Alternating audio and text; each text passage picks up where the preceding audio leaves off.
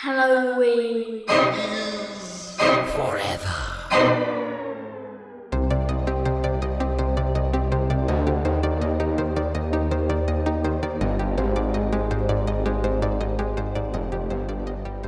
All right, Steven, my boy, how are you doing this fine evening? I'm doing pretty good, Brian. How are you? I'm all right. This chilly winter's eve here in the dog shit month of January. But you know what? I got a joke for you. Steve, so this guy walks into a bar, right? He's got a giant pumpkin for a head. Mm-hmm. Bartender says, "Whoa, what's going on, buddy?" He said, "Well, you wouldn't believe it, but I found one of those genie lamps, you know, and I rubbed it, and a genie came out, gave me 3 wishes." He said, "No shit. Well, what'd you wish for?" He said, "Well, first of all, I wished for $100 million. He said, "Wow. Well, did it come true?" He said, "Yeah, came true. It's in my bank account right now. It's amazing." He said, "Wow. What else?" He said, "Well, I wish that I would be irresistible to beautiful women all over the world." And he said, "Well, how'd it go?" He said, It's going awesome. It's fantastic." He said, "Well, what else?" He goes, "Well, I had 3 wishes." He said, "What was your 3rd wish?" He said, "I wished for a giant pumpkin head." Boys and girls, too. God damn it. Very, very special Minisode of Halloween is Forever. I'm Brian. I'm Steve. Like, What do you think? I mean, obviously, why else would he have a fucking big giant pumpkin head? Yeah, obviously. I guess what I was waiting for is usually you theme your jokes to the episode. Yeah, nope. And this is just a joke that I heard and made me laugh very hard. And then I told Kate, and she pissed her pants. And then everyone else I told hated it. And I feel like this joke, this joke was described to me when I heard it as a kind of one of those litmus test jokes, you know. Right, yeah.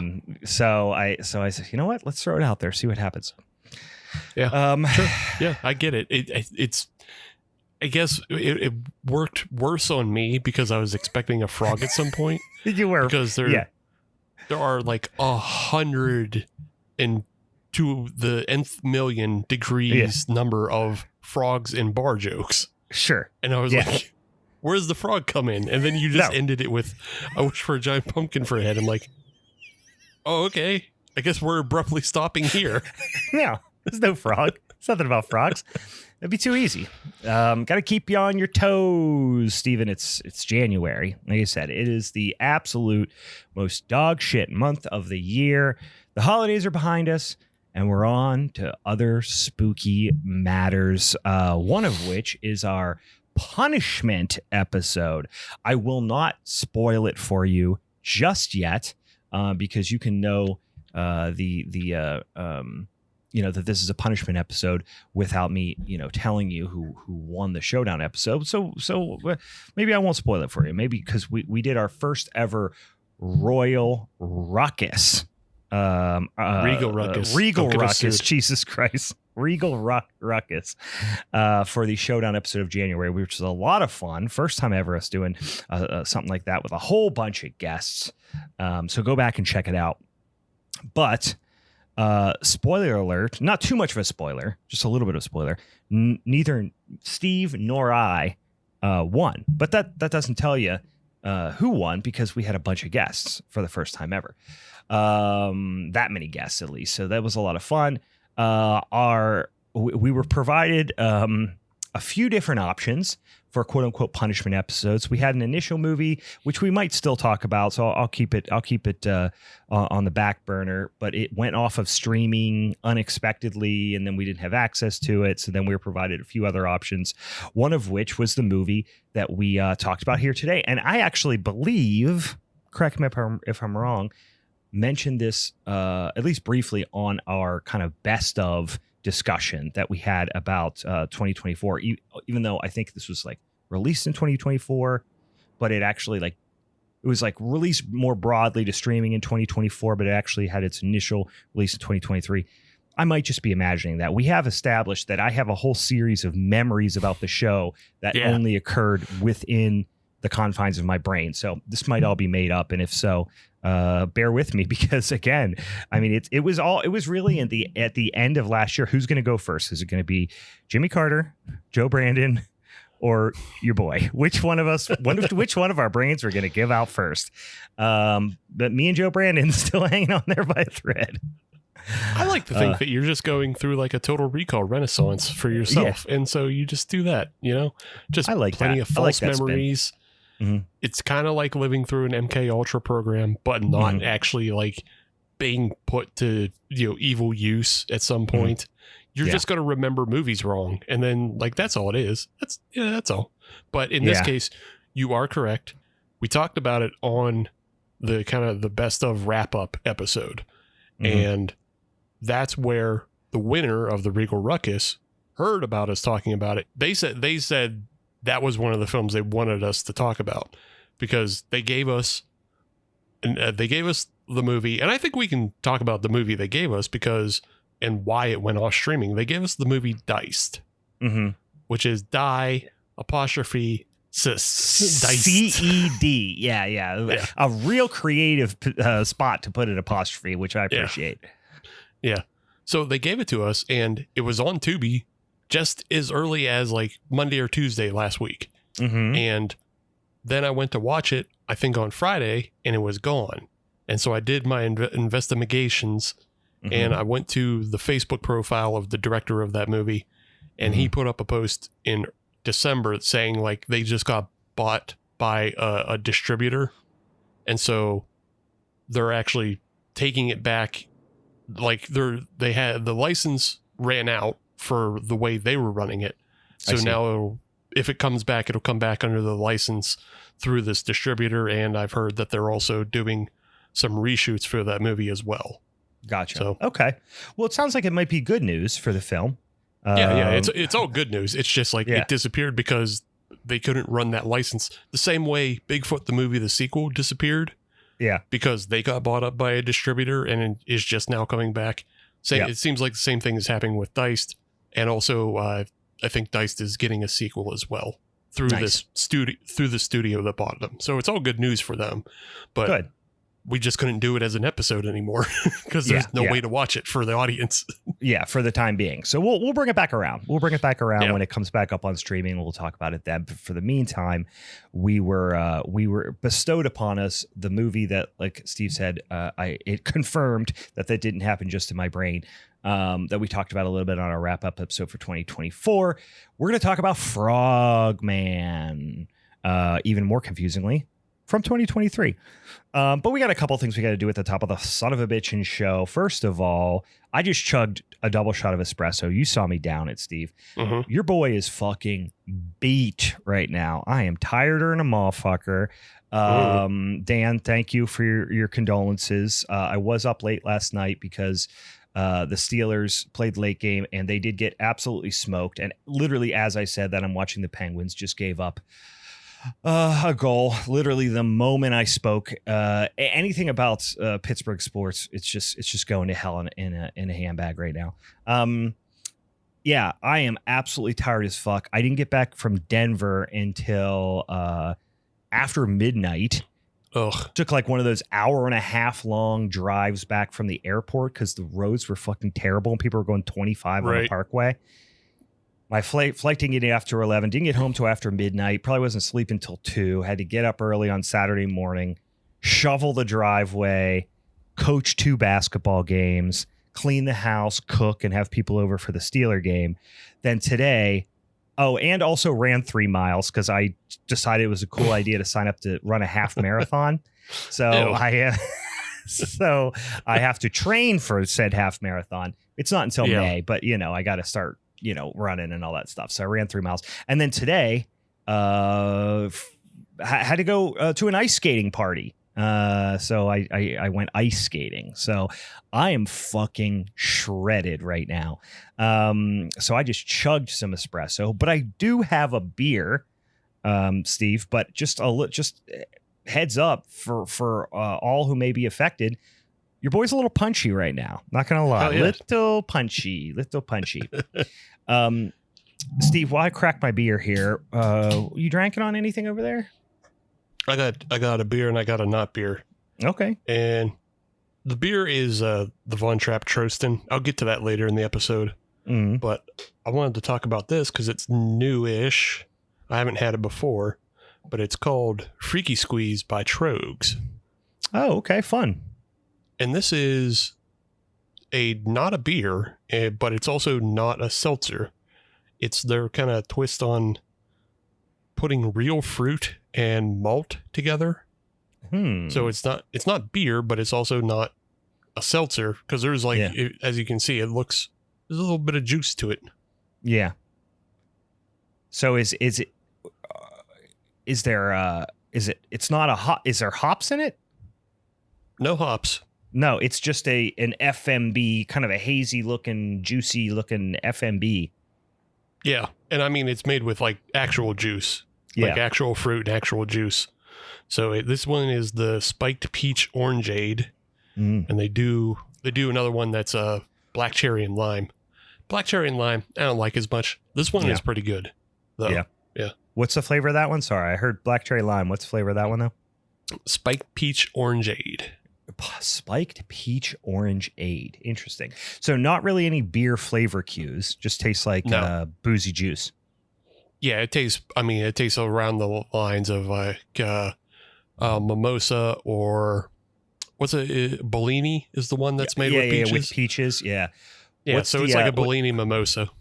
What's the ABV on that thing? 5.5. Okay, so a moderate ABV. Interesting. I tend to like a Trogs product. I can't tell you I've ever had anything from Trogs that wasn't a beer. But hey, I'd give it a try. Why not? Why the hell not? Did you say another beer or you're going to hold on to that sumbitch? Oh, yeah. It's just the Von Trapp Trosten. You've had it on the smoked show one, before. Right? Is that the smoked one? Yeah. So when I pop it, I'll talk about it at the end of the episode, I guess. I'll say, hey, it's good. That one's good too. But you already heard Brian have it earlier in the year. Yes. So, and I think Ben had it last episode as well. Oh, yeah, you're right. Yeah, that one's been a real reoccurring friend of the show, that beer. Friend of the show, Von Trapp. I am drinking on a brewery that I've been enjoying lately, that I've recently kind of given another shot at many people's suggestions, because I remember when they first came out, I was not a fan, and then I didn't touch it for years because I'm that kind of guy. And then everybody was like, you got to get on board here, because they're really making some tasty beers. And my cousin actually just bought a house right up the street from them, beautiful Blawnox. And so I'm drinking Old Thunder's 340 lager. That's their Helles, which is probably one of the ones you see from them most frequently. Yeah. And I've had plenty of times before, but it's the first time I drank it on the show. And it's a tasty old beer. Nice kind of a little bit of a richer, rounder, sweeter, like a denser malt character Helles, compared to, a little kind of like crisper, lighter, more delicate Helles. Actually, I feel like this might be my brain rot or deja vu. I'm not sure, but I feel we talked about it on the show before. But Helles, Munich Helles Lager, remarkably diverse beer style. Like you can get really crisp ones that almost drink like a full flavored American lager, that don't taste too far off from like an MGD or a Coors Banquet or something like that. Mm-hmm. And then you have ones on the other end of the spectrum that can be, quite kind of, chewy and rich in Pilsner malt flavor. So this is a little closer to the latter. I wouldn't say chewy by any means. It's a light, pretty crisp beer, but it's a little bit more dense, a little bit more malt sweetness. And yeah, it's drinking real nice for me right this current second. So, all right. So we've got a couple things here we got to do besides get them beardsies out of the way before we talk about Frogman. We have to spin. We got to spin that son of a bitch before we get on that Frogman. We have to just, for some reason I say Frogman, I immediately want to get into like a Cajun accent. Yeah. Oh, you better go talk about that Frogman. It's fucking Bayou stuff. I know. They put this in Loveland, Texas. No, it's Bayou stuff. Well, isn't it Loveland, Ohio? It's actually Loveland, Ohio. Oh, it's Loveland, Ohio? Oh, yeah. All right. The even lesser known Loveland. It is. Yeah, because I remember that sign. Never mind. Anyway, onto our other stuff. Onto the things and the stuff. We're going to spin that son of a bitchin' spinny ass wheel for the month of February. Believe it or not, already, guys. We're already looking forward to February. And then once we get through February, you know what happens? We get right into March. And March is the first month of the year that doesn't suck shit. I mean, it sucks shit, but it doesn't fully only suck shit.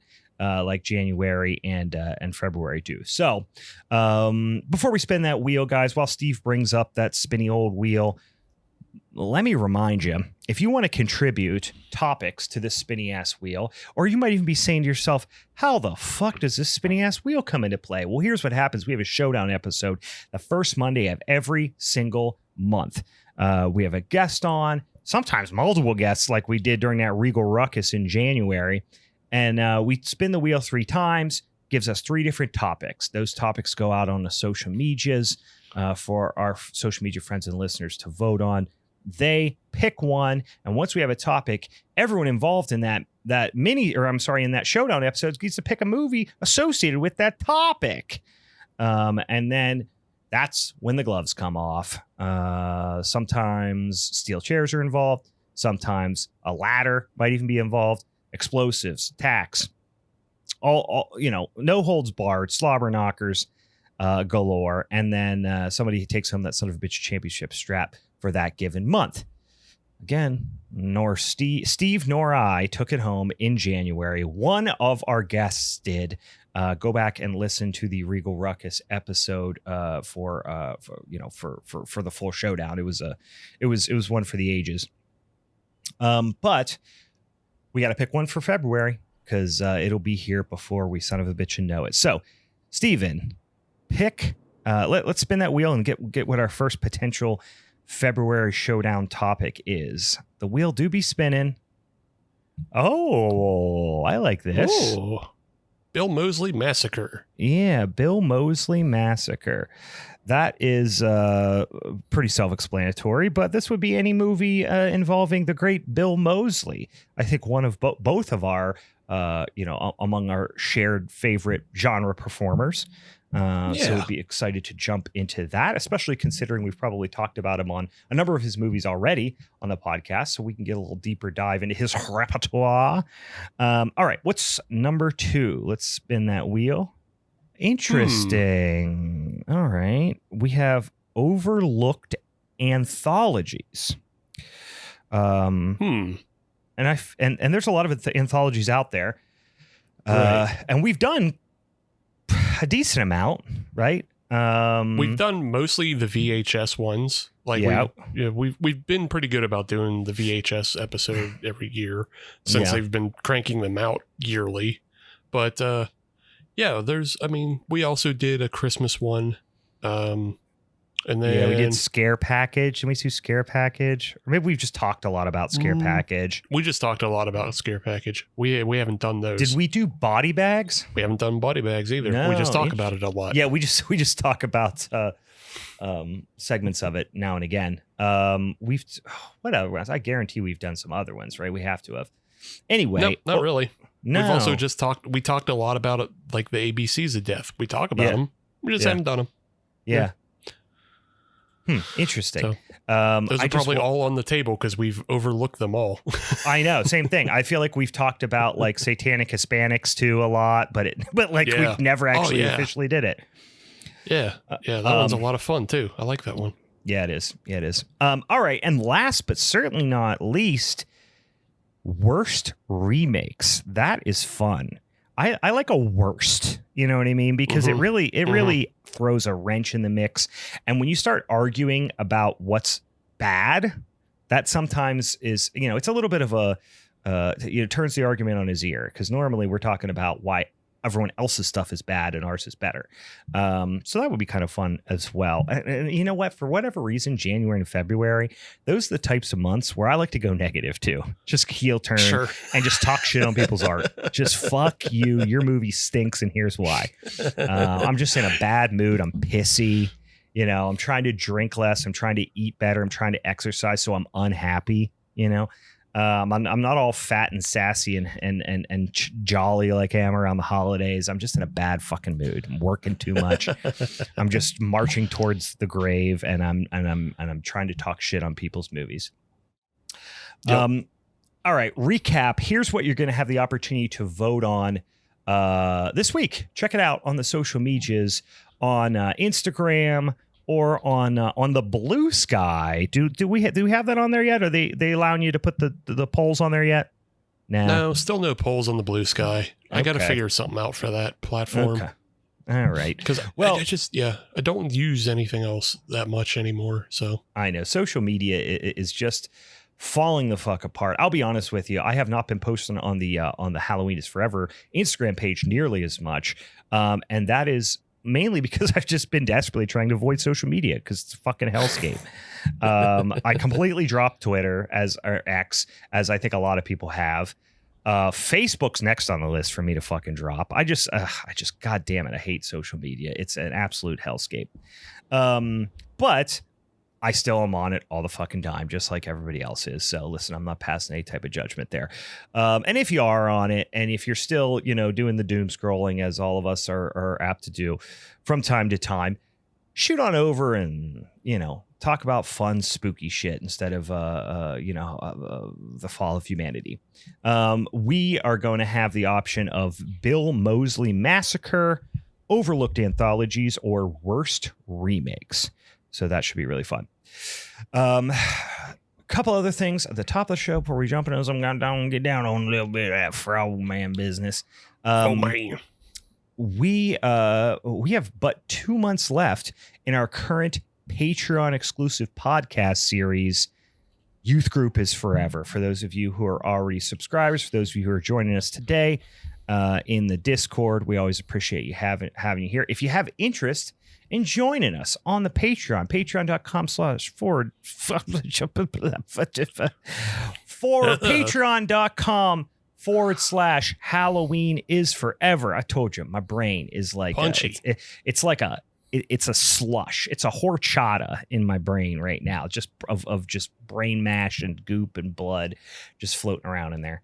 Go over and check us out on the Patreon, and for a couple $2-3 monies a month, not only could you be joining us live here as we record in the Discord server, but you can also be listening to us on our Patreon exclusive podcast series. Steve made me watch all the Fast and the Furious movies. You can listen to every episode of that. There's 10 of them. They're all like 3 hours long.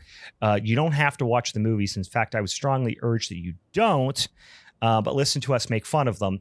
And then you can jump on into Youth Group is Forever, wherein I'm making Steve watch a bunch of dog shit right-wing Christian propaganda horror movies. I've got 2 months left, and Steve's starting to drop a lot of weird cryptic hints about what he's going to pick for the follow-up series after that, starting in March. And I'm getting a little nervous. I'm not scared to admit it's getting under my skin a little bit. I'm getting a little spooked. I'm starting to have some weird panic dreams. I'm starting to look in the mirror and imagine my face melting off. Like just a lot of stress related things. And I think it's mostly due to the fact that I know what's coming down the pike. Well, I don't know what's coming down the pike, but I do know that it's probably not going to be good. Yeah, it's not going to be good. But I don't know. Maybe I can assuage some of those fears. I don't think it's going to be as bad. But maybe it is. As bad as colorectal cancer? Like as bad as what? Yeah, exactly. Just as bad. And then you pick. Yeah, I was going to say as bad as getting your dick slowly squeezed in a car door, or not as bad as what? Yeah, I mean, it's all relative. I can definitely tell you it's not as bad as getting your dick shut in a Cybertruck. I can tell you that. Can't be as bad as that. No, that would be rough. Because that's not only is that you losing your dick, but that's also having to tell people how you lost your dick. Yeah. And like it's the compounding embarrassment of like, oh, I was near a Cybertruck and I let it take my dick. And now like that's just over embarrassing. Like there's other ways to lose your dick that are like way cooler and it's okay. Yeah. That might be a good shirt though. I let a Cybertruck take my dick.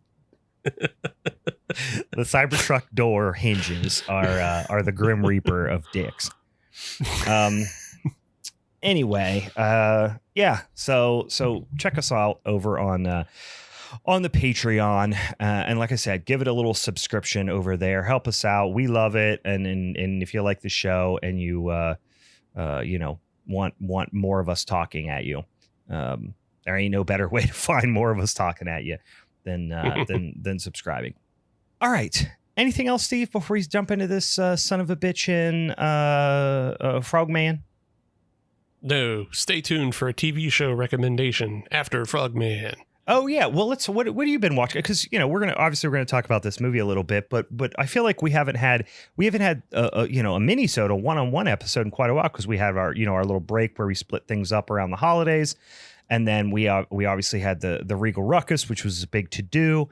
So what have you been, what kind of spooky media have you been consuming? Well, see, that's the thing. It's not spooky. So that's why I just want to put it at the end of the episode. Okay. And just tease the people out. But I found something fucking crazy. Yeah. And it's something you'll really enjoy. All and right. I think you could even watch it with your kids if you wanted to. Interesting. Okay. Yeah, I have been doing I actually haven't been watching a ton of spooky movies. Around the holidays, watch a lot of the regular Halloween. I can't speak tonight. Holiday horror, right? And then I've been watching a ton of anime. Honestly, I've been on a quite an anime kick. I think I mentioned back in December I rewatched Berserk. The original 25 episode from 97. Love that show. And obviously that's a horror. Well, it's like an adventure fantasy, but then goes about as horror as you can get. Yeah.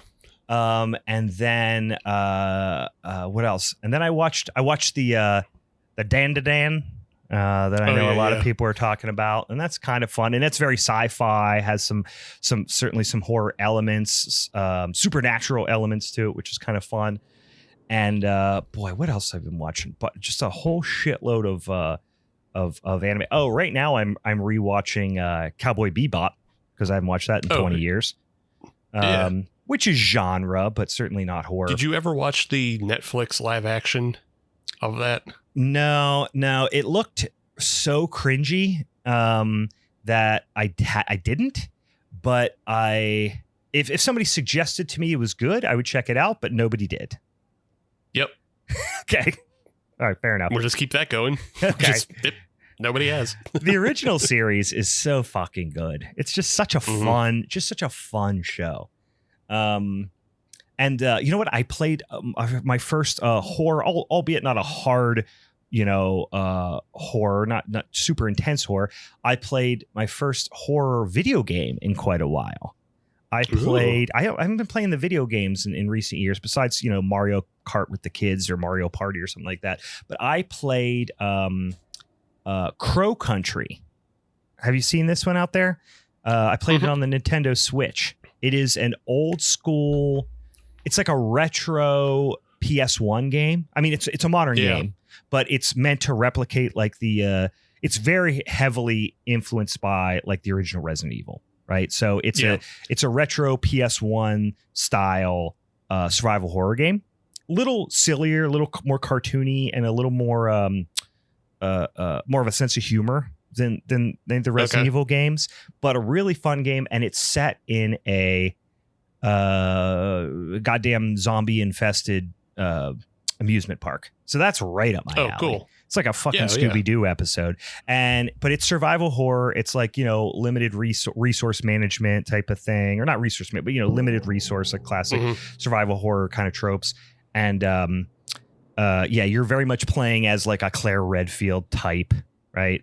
And you're just solving a lot of puzzles, a lot of fun little puzzles. Nothing tremendously difficult. You know, I played through the whole game and, oh boy, couldn't have been more than about 10 hours or so.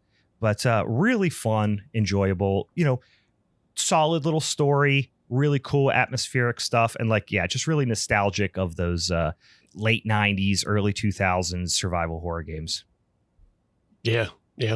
I saw like a little bit of footage from it and everything, because I've seen other people playing it, and it looked like it was like Final Fantasy VII kind of character models in super blocky, like the yeah, that's a good representation. It's somewhere between. It's not fully as blocky, where it looks like they literally have square hand. Well, they do kind of like that, but it's not quite as blocky as Final Fantasy VII. But it's a little bit more so than even the first Resident Evil.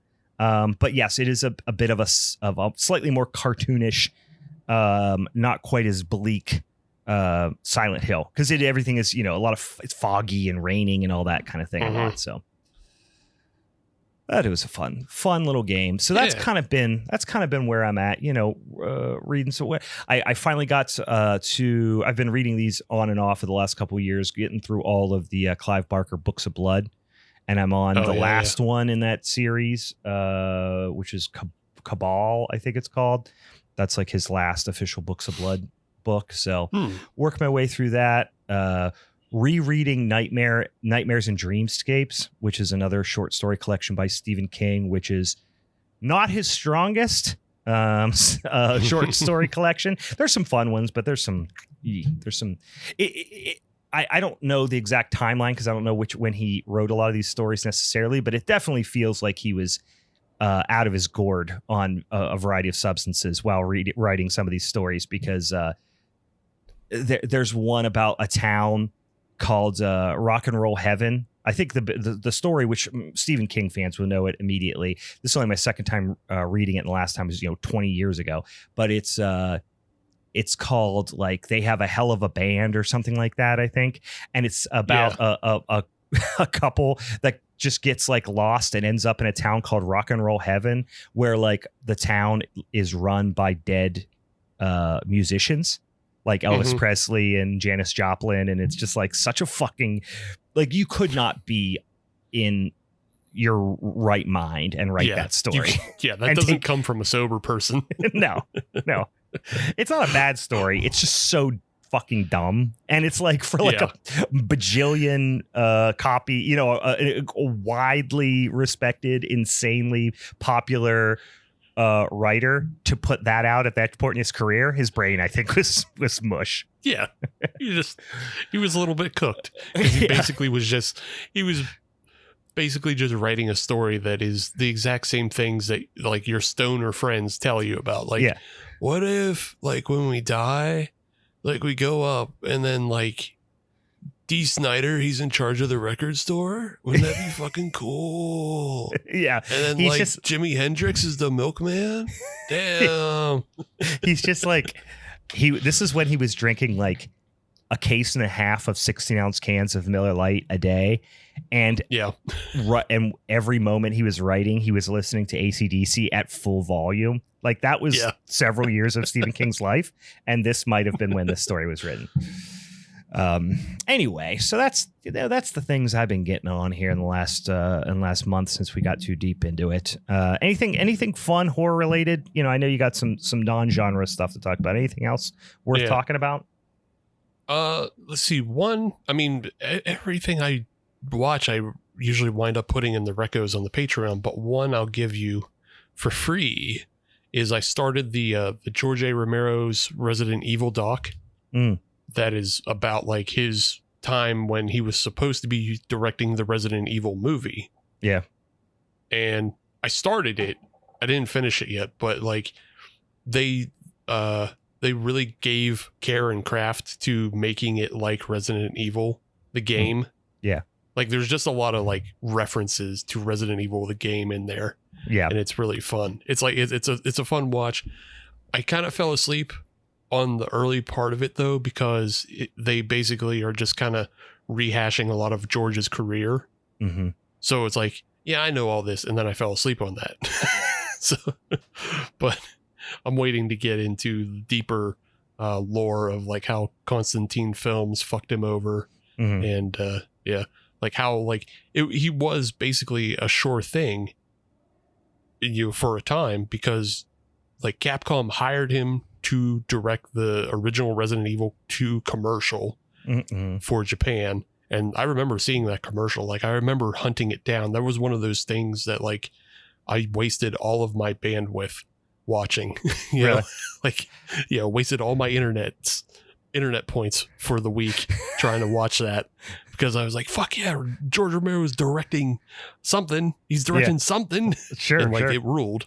Yeah. So yeah, it ruled. But then they got fucked over by this production company, and then they made the Paul W.S. Anderson thing. It's not the first one isn't terrible, but like every sequel is just ugh. Yeah, it gets so bonkers, and just, I mean, besides from like an occasional reference to Umbrella, like feels like they have nothing to do with the universe of the video games. I did not see that commercial until much, much later. It just wasn't on my radar when it first came out, but I was obsessed with the Resident Evil games, so much so that I remember the second one, which I played both discs of that game on PlayStation. I can't even guess how many times. I probably beat that game 10 times combined between the two, the Leon and the Claire discs. And that was the first game I remember distinctly faking sick to stay home from school and play. Like, I was just obsessed with it. I don't remember faking sick for it, but I do remember one of my friends just inviting me over to his house to play it for him. Like, it was probably one of the most earliest forms of Let's Play. I had a friend who he wasn't allowed to own or play those games because they were too violent. But he had like a time where like his mom was at work, so he just invited me over to like play it through as far as I could. Yeah, and then like I had to hide it afterwards. Nice. Like, when his mom came home. Yeah. I did. I actually played the second one first. I owned the second one, played both of those, and then went back. And it was when the original Resident Evil, the director's cut came out. That's when I went back. That's when I went back and played the first one. But I mean, obviously great members of those ones. And then just Nemesis, and then 4 I absolutely loved. And then I have not played a Resident Evil game since. I don't know why. I just kind of stopped playing video games for the most part around then. Like but in any case, I should go back and play those games. All right. Anything else worth mentioning before we get into? I know we're putting off this Frogman, and for people who are just itching for some Frogman, we're just edging you here. We're just frog edging you right now, which there may or may not be some frog edging in the movie. We'll talk about it. Let's get into this film. So this is my second watch, because I did talk about it after watching it, before our wrap up episode. But this is the first time I would say, obviously pay close attention, took notes, all those sorts of things. This is directed by Anthony Cousins, who we may or may not have talked about before, but we talked about some projects he was involved in. He did direct, I think, 1 or 2 segments in Scare Package. I don't know if he did Scare Package 2. I'm looking into it right now. Okay. He did. He directs the segments The Night He Came Back Again, Part 4, The Final Kill, and Scare Package, which, like, they're very funny parodies, obviously, of like slasher films, and then the slasher films where people, the killer is resurrected and shit like that. Yeah, they're very funny parodies.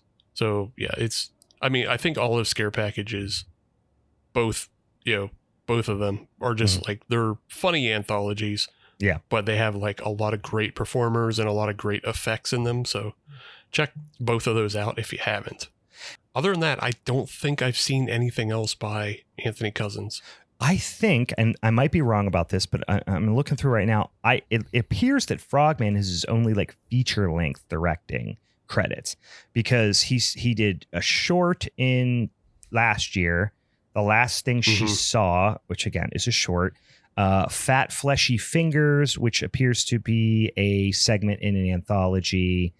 Or I'm sorry, he directed the segment entitled "Oh Comely," which I assume is an anthology called Fat Fleshy Fingers. Scare Package 2 we talked about. Another short prior to that, Scare Package 1, short. So I think this might be his feature length debut in Frogman. But this is a low budget. So it's a found footage movie, but it's one of those movies that kind of split the difference between like mockumentary and found footage a little bit. And then the very end throws a little bit of a curveball in that structure as well. But this movie, I will say, I'll spoil up front just the general feeling I had about it, because I think I said this when we talked about it before, is you watch 45 minutes of kind of nothing happening, and then stuff starts happening, and then the last 20 minutes is just bonkers, which is real fun, like last 25 minutes, I'll say. But yeah, leading up to that, little bit of a slog at times. I would call it more 56 minutes of nothing happening, because that's when I noticed my head was in my hands watching the movie. I'm being a little generous. Because I really do. It's fuck you. It's January. Yeah, it is. It's fuck you, January. You're right. But I will say the last, so the last 20 minutes, right, are really fun. And the first hour, and then the hour and 10 before that, roughly, you're just like, oh boy, I could do without all this.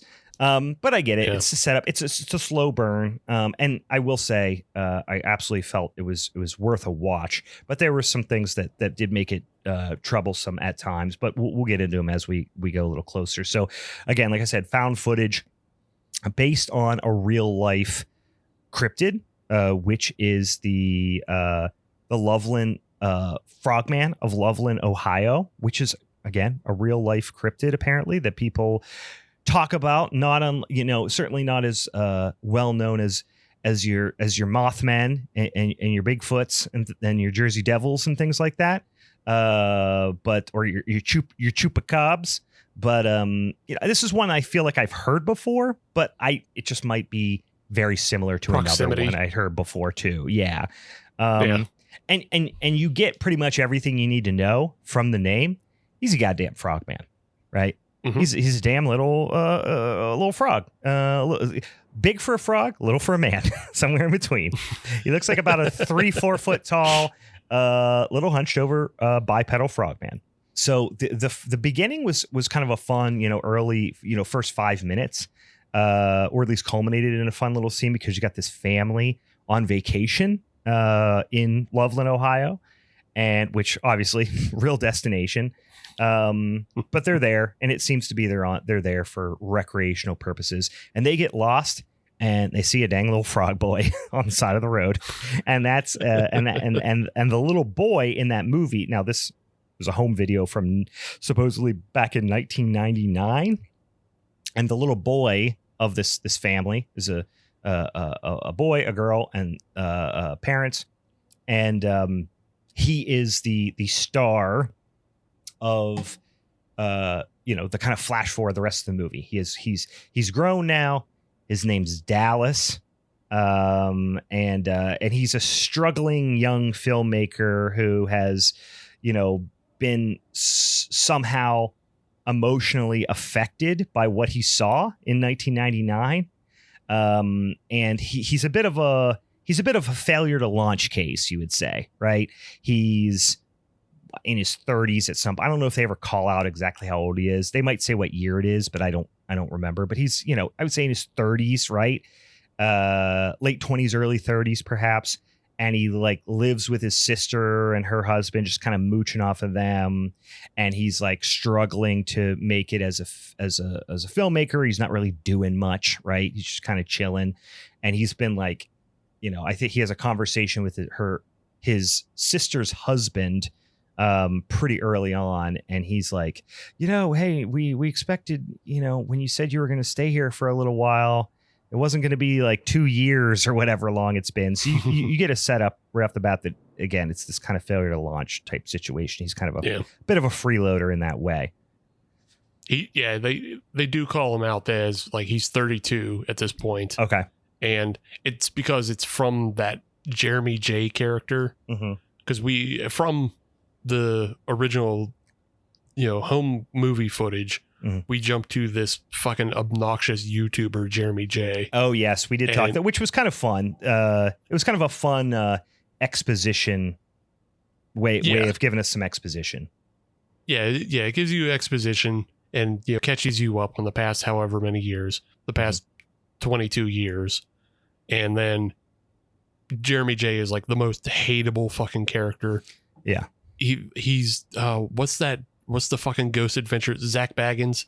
He's a Zach Baggins for cryptids. Yeah. And like you fucking want to punch his face. Yeah. I will say this cast of characters, one of the more hateable casts of characters I've seen in a while. I don't know that there's one person that shows up on screen during this movie that I don't want to at least at some point punch. Which I don't know if it is a really significant detriment or not. But we ultimately get this like group of 3 characters that go on their version of the Blair Witch escapades, but looking for the Frogman. The second one we get introduced to, so we have Dallas, the struggling filmmaker, who then eventually says, like, he's kind of hooked on this, and he says, hey, I'm going to go, that's what I need in my life is to go, this thing that's haunted me since childhood. I'm going to go make a documentary and find the Loveland Frogman. So he goes and meets up with his former videographer, cameraman, and friend. His name's Scotty. Scotty is, like shooting weddings. He doesn't seem to be really pleased with the direction his career is going. He goes into his place of work, which is like a coffee shop or a cafe, and is basically trying to talk him into doing this. And Scotty's like, nah, I'm not interested. Fuck this noise. Right. So he's trying to convince him, and they decide they're going to go to this going away party for the third friend. Her name's Amy. She is an aspiring actress who's moving to LA. They're having like a going away party for her. You get this feeling right off the bat that Dallas and Amy have some history, which is confirmed later, some romantic history. And eventually they talk Amy into, starring in this movie. Scotty gets drunk and agrees to participate in the project. So now we've got our crew of 3. Dallas is, a creep and supremely unlikable, that character. And I couldn't tell if that was intentional or not, but the character is like, they set him up as being kind of this like somewhat either unreliable, doesn't really follow through with things, whatever, but he's also just kind of creepy and selfish and just unlikable. And again, I don't know if that's, I get the feeling it's some of those things they want to communicate, but I didn't know. I'm not convinced that they wanted to communicate it to that degree that we get. At least for me, that's how I experienced him. Yeah, I think with the way the character ends up, like, yeah, he has an arc, but it's just an arc to a worse person. Mm-hmm. So it's an interesting kind of spin on.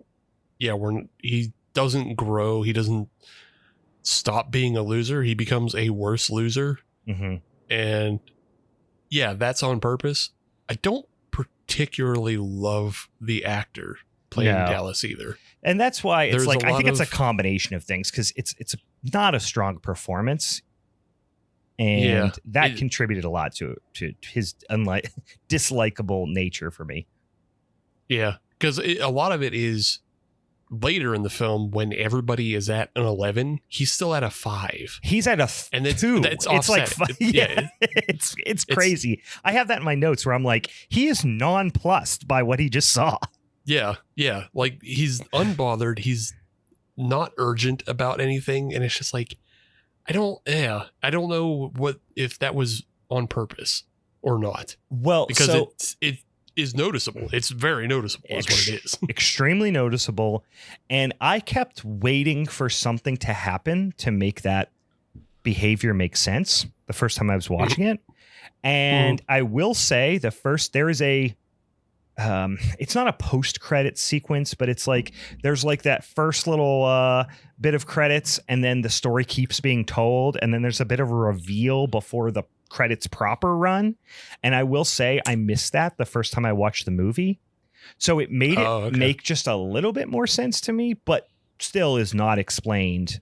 And again, I don't know if it's that is supposed to explain his bizarre temperament or if it's just not a great performance and I'm giving it too much credit. I don't know.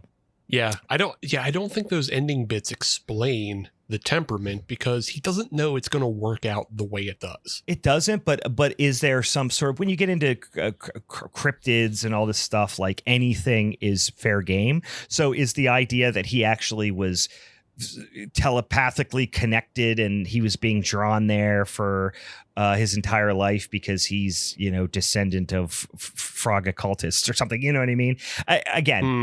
Quite a long stretch to get there, but it's also nothing is really explained about his connection aside from just complete coincidence when he's a child. And it feels like there is more to it than that, or there should be more to it than that, but I don't know. We'll get into a little bit more because we have a long way to go before we get that far, but I'll go through, we'll go through the story pretty quick because there's not an enormous depth of story here, but we get a lot of these like candid, a lot of things are explained. And I mean, this is one of the things I know you've mentioned you don't like about found footage is like explaining the story gets really, really sticky and a lot of suspension of disbelief has to happen for like, why are there constantly quote unquote candid conversations happening on camera and stuff? Like people are putting down the camera pointing it towards them. Why was the camera on at this exact moment when they confessed their reminiscence about the time they hooked up together and the camera just happens to be on at that exact moment? And they sort of explain it as like Scotty knew, but then the camera's on again when Scotty is explaining that to wait, you're Amy, saying like, Scotty knew? Because I know for a change Scotty knew. I always thought Scotty doesn't know. Well, that's what they were under the assumption that Scotty doesn't know, but Scotty knew this time. Scotty did know this time. And even like when they had that initial conversation at Amy's party, it's like, why is the camera running and pointing towards them? And neither of them are calling attention to the fact that the camera's pointed right at them. It just feels like a real world testimonial segment. Like every time they're having conversations. Actually, it felt like an episode of Cheaters where they have the what's that guy's name? Was Tommy Greco or whatever? I don't know, not Tommy, but something Greco was his name. It was something Greco. What was the other? Not Cheaters. Oh, Blind Date. It felt like Blind Date.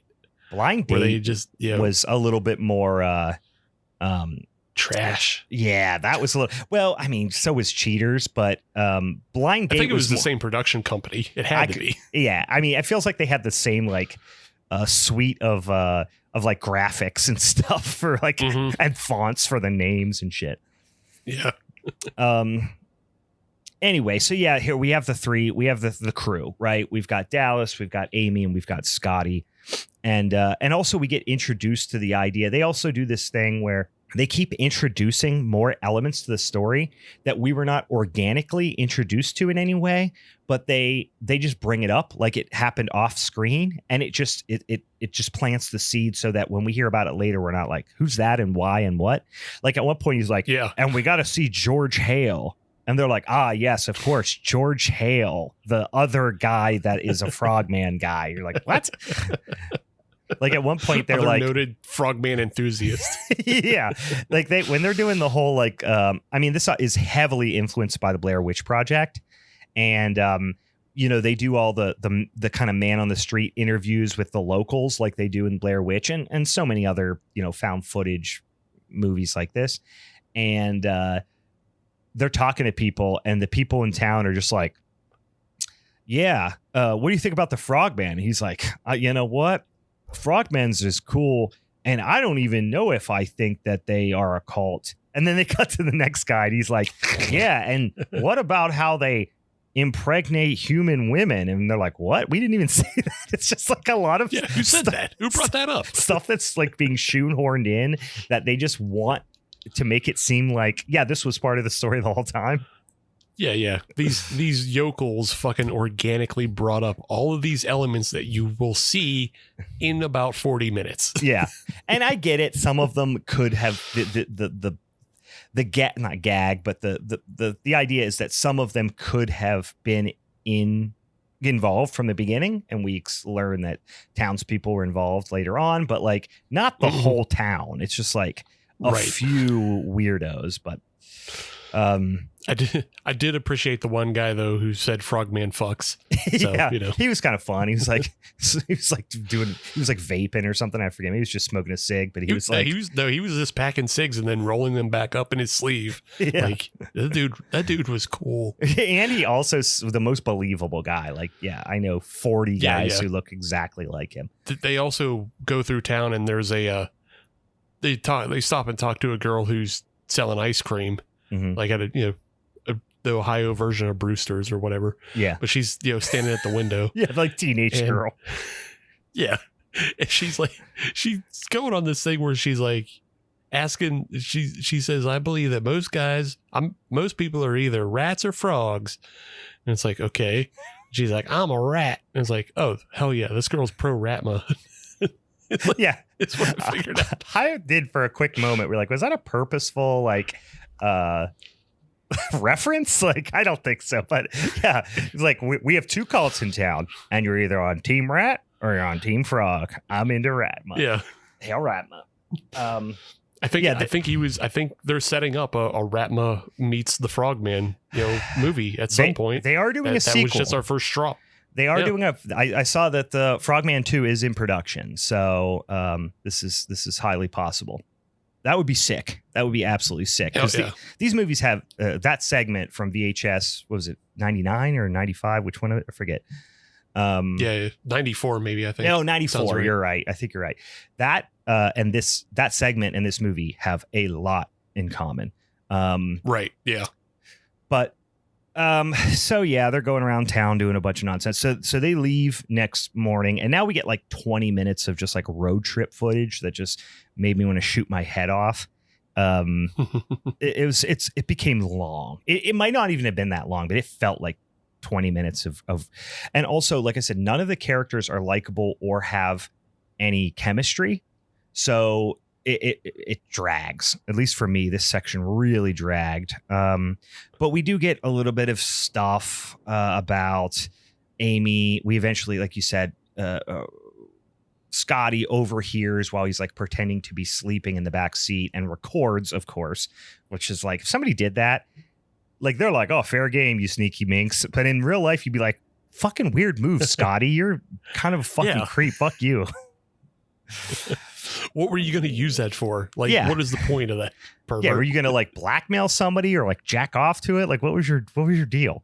But anyway, we know that they're, longtime friends, Dallas and Amy, and they kind of had like a one night stand. And then they're like, yeah, we never really talked after that. And like, it's clear they both have feelings for each other, but they're trying to, like, neither of them want to seem like, and neither of them want to admit it. And Amy's potentially moving away. And it's it's that whole thing. And also, like, Dallas had a girlfriend, I guess, like for a long time that just broke up with him. But Amy has this whole character she wants to do, which is this like Southern Belle type of character, which I forget the name. Yeah. They mentioned it a few times. What she's Norma Jean, which is like a little bit funny, I guess, because it's so cartoonish. And I think the reason it plays their advantage a little bit, and certain elements of this, is when shit gets bananas in the last 20 minutes, it goes really bananas and pretty dark. And all this silliness up to that point adds to the dramatic tonal shift, which I liked and thought was the most surprising and interesting part of the movie. I could see why it could be a little jarring, but it's also the only way they kind of inject like any other character into her outside of the girl Dallas pines for. Yeah. Like otherwise she wouldn't have anything to do, right? Yeah. Like if you remove this, her zest for life to be Norma Jean. Yeah. If you remove that, she's just standing around with her thumbs up her ass and just waiting for Dallas to like ignore her or, hit on her, one or the other. Yeah. Otherwise, she's not doing shit. Yeah. So I didn't mind it at all, but it becomes it becomes a much needed point of conflict between Scotty, Dallas, and Amy. Whereas Scotty and Amy are not taking this whole Frogman thing seriously, nor should they. But Dallas is taking it very seriously. But he's taking it seriously in like a angsty teenager writing a song way, not like in a I'm actually trying to make a documentary film way. Like he does almost no directing besides like telling Scotty to like point the camera at times at certain things. So again, Dallas just doesn't. The performance is just like he doesn't show any type of passion or really emotion almost at any point besides just like angstiness. Yeah, there's no passion and there's no competency. Yeah, because like you said, like he's just telling Scotty to fucking point the camera at stuff. So like there's no competency, and we've already been set that up early by Jeremy J, who was busting on Dallas's previous films before he quit being a filmmaker, because like his previous films were just kind of the the dumbass shit that you make with your friends, which he did. Right. He made dumbass movies with Amy and Scotty, and they weren't good. And now he's a failure. And now he's been a failure for so long that he doesn't even know how to direct a film anymore. Right. So I don't know. I get that because I couldn't anymore. Yes. You ask me to direct a film, I say no. I don't know how to do that. and both of them say no. Steve and Dallas. And I pout. And I pout. And Dallas pouts. And we both pout. And we say, we can't do this. You're ruining our film. It's really a biography of Steve. He's secretly from Loveland, Ohio. He's secretly obsessed with Frogman. It's one of those ways. No, Brian, I'm still from PA, but I'm obsessed with the squonk. Oh, that is your Frogman. Yes, of course. If you're not involved with Frogman 2, you should be. But no, it's the one way I connect with Dallas. Fast forward 20 minutes and you're sobbing, defending Dallas to dying on that hill. I get him. I understand him. I understand why he did what he did. He spent all his money on that sweatshirt. I would have done the same thing. So they check into this. So you start to get this feeling when they're interviewing the locals that it is very much it's a fun little tourist trappy thing, right? In this little town, there's a bunch of little. It's like when you go to Point. What's it called? West Virginia, where the Mothman's from. What's it called? Point. Can we say Point Pleasant? Point Pleasant. Is it Point Pleasant? Yeah, I don't know what. Is it? That's what's in my brain too. So. Yeah. But you go to that town and there's a statue of the Mothman, and you can get a little gift shops that sell Mothman t-shirts and stuff like that. So there's a small little cottage economy around around this particular cryptid in Loveland, Ohio. And one of the places they stay is at the Bullfrog Bed and Breakfast, which of course is a little hotel bed and breakfast that the three of them are gonna stay in. So they check in and they get creeped out by the proprietor, this older woman. Her name's Gretel. So they go up to the room, and Amy and Scotty are not really taking any of this seriously. They're partying and being obnoxious, and Dallas really isn't having it. They start asking about like underground caves and cults and wands and impregnations and it's just shit like that with the townsfolk, and they're all just like obviously know all about it for some reason. Again, it's this whole touristy thing, so it's not super far fetched, but it's pretty inauthentic the way that all this stuff is brought up with the townsfolks. But then they go into this gift shop, and also they just find this like entrance to a cave system. It's like right in the middle of town, like off the sidewalk. Yeah. Which was unnecessary, frankly, for them to see that. It was strange. It's unnecessary. It's one of those things. It's like seeding it for the future part of the film. Mm-hmm. When things, because like, okay, when Dallas sees the cave off just like this street that they're just walking down a street in the middle of an Ohio town. It's not even like a back street. It feels to be like a relatively high traffic street. Right. Yeah. And then Dallas just sees this opening and he's like, it's a cave. It has to be the cave system. It's the cave system. And you're like, you're watching it and you're going, Dallas is full of fucking shit. Like this is like, this is so stupid. Get off of that. Go back to the gift shop. Go do whatever else. But then it turns out later in the film, oh, those actually were caves. You're like, oh, well, I guess I kind of feel the fool now. But yeah, it's so awkward and out of place the way they just happen upon it. Yeah, and it's yeah. I do like in the gift shop though. They got some sweet shirts in there. Yeah, like Frog Around and Find Out and MILF, Man, I Love Frogman. I did not see that. That's fun. That's fun. Yeah. Yeah, we get introduced to Woody. You know, he's the guy who runs this quirky little shop. And so here's when. So there's like a frog. You know, I don't know. It's like a flute of sorts. I don't know. That you use to call the Frogman. You know, you see that. You see that Dallas is really getting deep into this.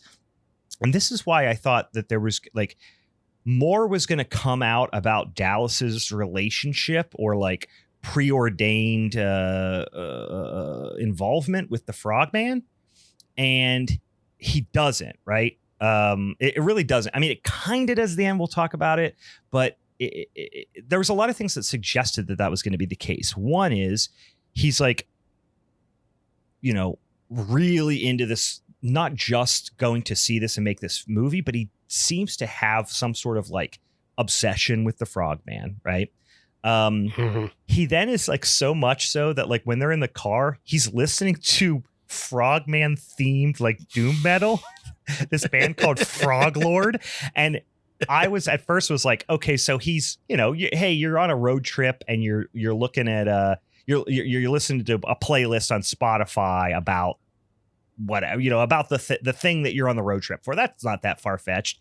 But then I found it even funnier to imagine that actually he's just starting to get deep into frog culture, and that band doesn't have anything to do with Loveland. It's just a frog core band. Yeah, it's just its own frog core band from elsewhere, possibly from Louisiana. Yeah, that seems like if there was a frog core band, it would be from the bayou somewhere. Just tangentially to that, just because I've had a similar experience very recently. Where you temporarily got super into frogcore. It's close, but I Spotify put Spotify has a release radar of like, here's new music, and they put this band Acid Witch into that playlist, and they had a song called Elves, and it's literally just a retelling of the movie Elves. In fucking sludge doom metal style. The fucking song is so stupid and fun, but they just retell the movie Elves in 4 minutes of fucking sludge metal. They basically take that one scene where the guy's explaining Elves to the other guy and spread it into 4 minutes. Oh, well, they actually take the clips from the. Oh, really? They literally cut it. Okay. Yeah, they literally cut that scene into the song, but then the rest of it is just telling everything else about fucking Grandpa's shitty book, and you know, and at one point the song mentions how she has big tits, and like it's so fucking. Guys, two things. One, if you don't know what we're talking about, go watch the movie Elves from 1980. I don't fucking know what. 1987, 89. Yeah. something like that. Yeah. And second of all, the algorithm works. That's what I'm learning from this conversation. Yeah, 1989, and then go listen to our episode, and then go listen to Acid Witch's song, and then you're all good. Yeah, you're all caught up on Els. You're all caught up. You got all the knowing you got to know. Yeah, so the next morning or next day, it was like more of in the afternoon, they all decide to go start hiking towards Frogman Point in an effort to see, of course, the Frogman. And it's getting dark. And this isn't like a deep in the woods hike. This is like this is like a paved path type of hike. So it's not like they're deep in the wilderness or anything. And again, by the way, we're about halfway through the movie at this point. We're like 40 minutes in. Nothing has happened. Not a fucking thing. But right now it's getting dark. So now at least things are getting a little tiny bit spooky. They see something, and it kind of looks like a person in the woods in the dark. And Dallas just kind of loses it. He's like, Scotty, like, point at that. And Scotty's like not necessarily doing what he like wants him to do. So Dallas is like grabbing the camera, and he's just like desperately running after whatever this thing that they found, is. He's this is the first time you really get this idea. Not the first time, because earlier on you see all of Dallas like reading all the internet comments and YouTube comments and stuff, getting really pissed off because everyone thinks he's crazy. And this is where you see is really how desperate he is to show people that he's telling the truth, right? And he tackles what he thinks is the Frogman, and it's a kid in a costume. And he immediately, gives up the info that he's paid by, the town folks or what. I don't know exactly who pays him. At first I thought it was the guy who owns the shop, but then they all seem to blame Gretel, or Greta, whatever the fuck her name is. But he is basically paid there to scare tourists and, just basically, I don't know, help incubate this little weird cottage industry of tourism around this cryptid. So they go back, and for some reason, again, Dallas is super pissed at the bed and breakfast lady about the costume. And she basically tells them to leave town, and then pretty quickly things degrade into leave while you still can, which is, a pretty abrupt shift in tone from we hire a guy to go out in the woods and scare tourists to I'm going to murder you. So it's vague threats about your own impending doom. Yeah, it's a bit of shift in tone from I think is it Gretel or is it Greta? I wrote down. I think it's Greta. Is it Greta? Because I remember the first time Gretel. I'm like Gretel, like no, Hansel and Gretel. Okay. No, it is Gretel, yeah. Hansel and Gretel, but all right. Then I thought that maybe there's some like weird Germanic lore to the Frogman. Who fucking knows? Anyway, there's just German people in Ohio. That just happens. That's true. Yeah, I don't know where Loveland is, but let's imagine this is in the Amish country of Ohio. Then they're headed back out to check out what's Dallas is even more determined now to figure out Frogman shit. They get pulled over, and the cop gives them some similar warnings, but it's more like hey, you're harassing my gal Gretel and you're causing trouble in town. So go back, check out, get your shit and get the fuck out of here. And Dallas is like, sure, officer, we will. But as soon as he goes away, he's like, no, he insists on, he has to go talk to George Hale, the aforementioned George Hale. And essentially he goes and talks to George Hale, and he knows a little bit. He and his buddy years ago while hunting for mushrooms or something saw the Frogman and like took a picture of him. And so he's like the local crackpot, I guess. But then George tells this, he's just a classic old weird hermit, right? And they ask him about the cult that worships the Frogman. And George gets real upset and obviously is kind of like scared to talk. Like he doesn't want to, he's worried that he's going to be like in danger. We see a picture of his granddaughter. So there's a little bit of like foreshadowing regarding a granddaughter. And he mentioned something along the lines of like, well, I might as well help you out because after tonight, it's not going to matter. And they're like, Oh, all right. Well, what's going to go on tonight? Obviously, something bad's happening with aforementioned frog cult this evening. And so George gives them a map to find where the Frogman's lair is or something. Basically hands them a piece of paper that says map to Frogman. And they're like, hell yeah, jackpot. Yeah, Frogman here. Yeah. you are here, Frogman here. You are here, Frogman here. So they go into the swampy woods and follow the Frogman map. And it takes them to some slimy trees and a lot of frog noises. It's all still pretty silly at this point, right? They set up camp for the night. And then Dallas like goes off by himself to like use his. Apparently he did buy the frog flute, which we didn't see him buy, but he's got the frog flute out in the woods. Amy goes off to get some firewood, and Scotty's like, "Fuck you all." He's like pissed at this point. He's going to bed. He's like, "Wake me up if something happens." Right into the tent.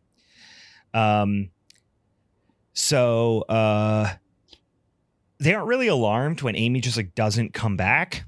But Dallas does find big frog footprints, and Scotty's like pissed because he thinks that Dallas is making this all up, I guess. I don't know.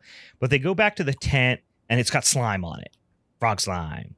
And Amy is still gone. And now all of a sudden they're concerned about Amy. And they are running around looking for her. They find her in the woods, and she's been she appears to have been hypnotized in some capacity, right? They wake her up, and she's, being telepathically, like, I guess, summoned by the Frogman or something. I don't know. She thinks she's only been gone for like a minute, but in reality, she's been gone for like an hour. So she's got some missing time there. They start hearing like not just regular frog noises, like basically if Bigfoot was a frog, like there's a lot of like rah, Bigfoot type noises, but then overlaid with like bullfrog noises. It's a weird like soundscape. Yeah, it's a weird soundscape going on. And they hear these frog noises and they start running towards it. And now the camera starts acting weird. And this is an element that I understand the reason why this is, convenient in the filmmaking process.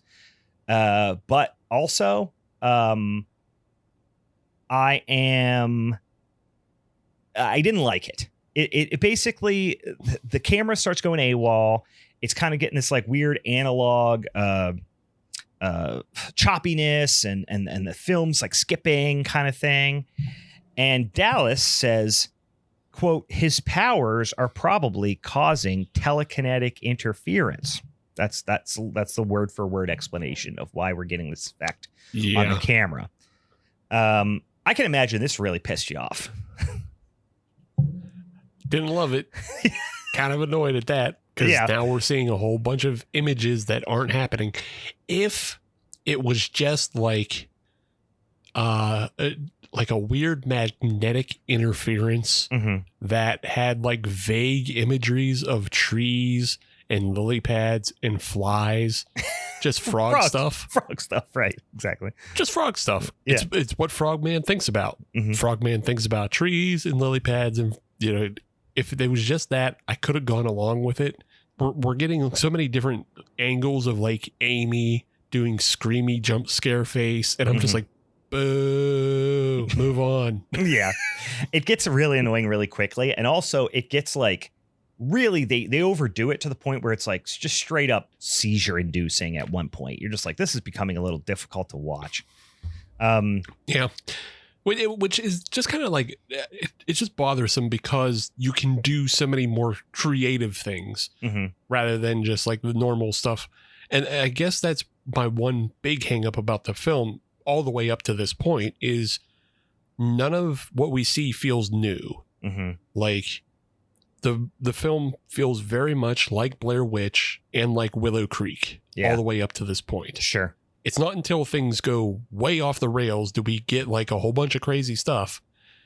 And I'm still just kind of like, all right, 20 minutes of fucking wackadoo stuff is great, but 56 minutes of rehashing every other found footage film we've seen is just like, I'm not going to do that again. Yeah. I mean, we'll get to our final criticisms at the end, but it, to me, I mean, it very much felt like a first attempt at a feature-length film. Like, it wasn't paced well at all, but had a lot of good imagery, had some really cool practical effects, which we'll get into in a second here. So he had like a really good short film and had a story to tell, but yeah, the pacing and everything was troublesome. Anyway, this is really when things like kind of hit the fan, or about to hit the fan. The tape needs switched. They're like, all right, we got to keep going. We got to find the Frogman. We're hot on his trail now. The tape's out. All right, switch the tape. While they're switching the tape, Amy starts shooting on her phone. And so now we have, which I was under the impression this was like, I don't know. It didn't feel like 22 years later. I don't know. I guess it makes sense that it was, but I don't know. All this, it felt jarring to me to see her shooting on an iPhone. But anyway, we've now have two cameras, right? So Amy's shooting, and then they do switch the camera, right? Switch the tape in the camera. I'm sorry. So now Scotty's shooting again as well. And as he puts the camera in, turns the camera back on, the light goes on, and there's a big ass Frogman right like between them, like Scooby-Doo style between them, which was it was a well executed jump scare, because you didn't expect to see Frogman literally right behind their heads, like 6 inches from the back of their heads. So that was kind of fun. Right. And then, so here we are in the last like kind of 20 minutes here. A lot of shaky footage of Scotty just like running, the footage glitching, frogs, Bigfoot sounds overlaid with bullfrog noises. Eventually, Scotty gets like, we don't really see it because Scotty's the one holding the camera, but he like gets attacked. And we do see what you kind of get, you can kind of tell it's like a tongue of sorts. And I think at that point, it was what that was supposed to be. And then Dallas and Amy do come in and save him, and they all run back to the car. And then as they're escaping, you do get a cool shot of Frogman looking at them. He's on the roof of the car. He's looking at him down through the sunroof. It's kind of fun. And Dallas, they're driving away. And you're like, wow, they actually did, escape. Dallas is psyched. He's in his mind, he's got the proof that he needs to like vindicate himself. They're all obviously relieved as they drive away. They go back to the bed and breakfast. Scotty, not looking good, right? He's not looking good. Nah, he's got some skin stuff happening. What would you say? Kind of a boils almost, but also an amphibious skin tone. Yeah. It's like boils, but also maybe warty is a good wart's more than for that. Yeah, wart might be better than boils. And then he's barfing, and things aren't doing good for Scotty. I'll say, just jumping back to the scene where like Dallas is in the truck and like they're on their way out. Mm-hmm. Amy and Scotty are both traumatized from this. Yes. And this is where we kind of get Dallas's, I would say this is Dallas's almost complete transformation to just being a shitbird. Yeah. Because he's so pleased. He's so like, he hasn't really shown much expression throughout the whole movie, but in this one scene, he's actually smiling. Yeah. Like he's smiling about everything they just went through because he's so concerned about like proving Jeremy J wrong and, like making everybody understand that the Frogman is real, that he's not a fucking asshole. Yeah. Even though he's been an asshole the past 22 years of his life. Yeah. I'm not the asshole. You're the asshole. Everybody's an asshole but me. Right. Yeah. And he could not give a shit less about what's happening to his friends. He only cares, like you said, about him being vindicated in the eyes of, the public, I guess. Anyway, so Scotty's not doing great. They're hearing like some chanting and some weird sounds, and they follow it. And for a quick second, I thought it was going to be really fun. I thought it was going to be like, I started to get, speaking of Resident Evil, like almost some Resident Evil 4 vibes. Like we were going to be in a haunted frog hotel for a second, where they were going to be like the cult was going to be in there, but no, they do go to a more frog-like environment, which I'm not mad about, but a matter of personal preference. I would have liked Wacky Frog Hotel for the last 10 minutes, but they follow him into this tunnel, and then a tunnel leads to another tunnel, and a tunnel leads to, and eventually they get to this room of all these, classic kind of cloaked occultists with masks on. And we quickly see that they are led by Gretel from the bed and breakfast. And she's saying frog stuff, right?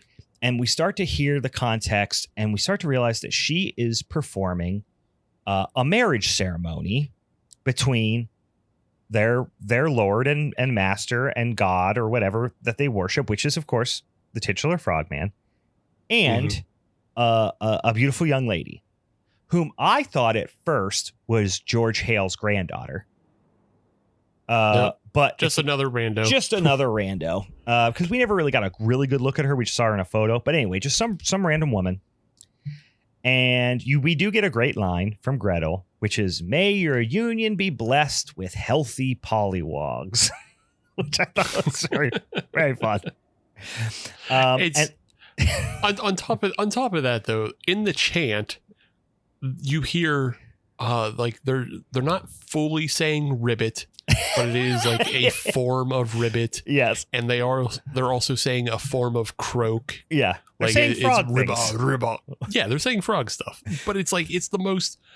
It's like the dumbest child brain way of doing things. Yeah, of like ribba, croak, and it's like.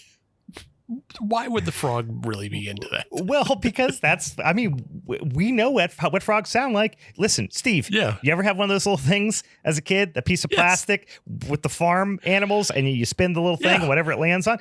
What did the frog say? Ribbit, ribbit. Frog said ribbit. Yeah. Yeah. Frog said ribbit. Cow goes moo. Right. But I'm not bashing the film for doing this because I just really love dumb cults. Yeah. Like I don't know. I like dumb cults because I think of like Midsummer, sure, where they have like this this big system that they have set up, and they have all these rituals and everything, but they're led by like just a simpleton, who draws in their book, and like that's why you can't take them seriously. So I love when Ohio does H.P. Lovecraft, This is the Ohio version of the Mormon Church, by the way. Yeah. So I love when they do this. So they're just like, I wish. The only thing I wish is Frogman was dumber. Yeah. Like, I wish he didn't actually have a wand. Mm-hmm. I wish he just had like a stick that he liked to show people. Like, they were reading into it. Like they were, But Frogman, he's just a dumbass who just likes to like lick locals. Yeah. Mm-hmm. He just likes to lick locals, and not a mystical frog wizard. Yeah. He just so happens has the ability to turn people into frog people and impregnate women. Like he just has those abilities, but in reality, he just wants to show you his stick because he's a fucking dumbass giant frog. Yeah, he's got a frog brain. Yeah. But no, I mean, at this point, we do get the idea, at least, that the Frogman is like intelligent to some degree, I guess. I don't know. Mm-hmm. But right as Frogman is about to lick his bride, that is when George Hale pops out with a shotgun and blasts at the Frogman. I don't think hits him, but an errant shotgun blast goes off and everyone scatters. And George, grabs the girl. He's trying to save her. He was disguised as one of the cult members, which is funny because that's a classic Scooby-Doo bit. Just put on an outfit of what the environment is, and no one counts how many people are there, and they're just like, oh, that must be a new guy, It's like a Spaceballs bit. Yeah, Shaggy and Scooby have been a part of so many rituals just by, walking into it and just like, oh, time to put our cloaks on. Nobody questions like, hey, one of those guys is a dog. Did we always have a dog member? All right, I guess so. Yeah, I don't know. I wasn't paying attention. But now we get this wacky chase scene, and we start to see that some of the cultists are half Frogman, which is confuses not that we have a deep lore here, But that does confuse things a little bit. I mean, we do see already that Scotty is turning into a frog person of sorts, but maybe this is one of his servants that live underground with him, and some of the people in town, like Greta or Gretel, are maintain their humanity for some reason. None of this gets explained, but we do see that at least some of the frog people are cultists are half frog people, which is kind of fun. They meet up with Amy, and everyone at this point, frankly, we're giving Dallas a lot of shit for it, but everyone's way too calm at this point. They finally get to like a somewhat safe space where they find these big, nasty, like egg sack things. And they're all just like, well, what are we going to do now? Like, they're just not that plussed by the whole thing. And then also they find these big, nasty, like leathery kind of egg sacs. But they have they have humans in them. One of the humans, they open up the egg sac, and it's George Hale's granddaughter. Okay. Which is like, all right, fine. Maybe they were putting her in some sort of cocoon because they're going to turn her into a frog because she's going to be the next frog bride or something. Whatever. A lot of possibilities. But then the granddaughter immediately gives birth to a mutant frog baby. And then that opens up a lot of more questions for me. Why was she incubating in an egg sac if there was a frog baby incubating in her? But so why did even if it was like an incubation, like it looked like an egg. So why is the thing that's giving birth inside an egg? I don't know. I don't know. That's just, they're just making shit up. Yeah. Because they're just doing Shadow over Innsmouths for dumb Ohio people. Yeah. And you know what? That's fine. Because at this point, you're just seeing a weird, sloppy, wet little frog baby that is just like flapping its frog flipper arm flippers, I guess. It almost was like, it looked like it was half like part frog, part person, part like stingray or something. Man, I don't know. Well, Brian, as we've already been told, they will have polywogs, and polywogs are in that intermediate. Sure. Because you have the tadpole, and the tadpole goes to polywogs, and like in that period of gestation, those little creatures are much more fish-like than they are frog-like. So okay, that makes sense. That's what we're seeing. Yeah, you're right. But they look back at Scotty, and he's all frogged out now. Like Scotty is sufficiently frogged. And they ask Scotty what's wrong, and once again, Scotty does not know. He does not know. Scotty doesn't know. At this point, Scotty doesn't know. Scotty knew some stuff before, but Scotty doesn't know now. At this point, Scotty does not know. Dallas takes this moment, and this is what type of scumbag sociopath Dallas is. He takes this moment when their friend they've just seen that their friend is a frog, half human. This is all his fault. Amy is at best traumatized, and at worst gonna get eaten and or impregnated and or just slowly turned into a frog. But he finds it appropriate at this point to declare his love for her, which is just such a fucking shit thing to do in this moment. And he's like, well, I might not get another chance. And you're like, yeah, we all might not get another chance for anything, and it's your fault. So maybe let's not worry about your emotional baggage right this moment, Dallas. Yeah. It is just the total like immaturity as well as selfishness on Dallas's part, because he was told earlier in the film by Scotty, hey, tell Amy how you feel when you get the chance. Sure. And it'll probably work out well for you. But he waited all the way to this point as they're surrounded by madness, and there's a good chance one or all of them is about to die. Yeah. And he thinks like, hey, let me saddle you with this right before I possibly die, maybe? Yeah. Or before you die. Who knows? I hope we both die. Yeah, at this point, and also I need to reiterate, he has put them all in this position, so it makes everything 10 times worse. But anyway, we start to get these little looks into Amy's psyche because she's having, I guess, frog flashbacks. I don't know. She's linked now telepathically because of whatever episode happened to her in the woods, where she had this lost time with the Frogman, and now we see images of the Frogman with his magic Roman candle staff and all these analog scrambles that we've been seeing over and over again. Now we cut to Amy is being dragged. We see like her legs getting dragged into like another area, and then cut to her. She is fully cocooned up in the Frogman's super long tongue. And I don't know what Pokemon that is that has the big long tongue, but that is what he looks like, except for he's bipedal at this point. So he looks like a big frog with a big, long, crazy tongue that is like wrapped around Amy, like not unlike a pig in a blanket or a pretzel dog kind of situation. Yeah, real pretzel dog. Yeah, no Amy ants going on here. Yeah, we got Amy ants. Anyway, that wasn't funny, but she's just kind of. And then the best part about it is the frog has the tongue and she's laying on the ground, but he's just kind of standing there chilling.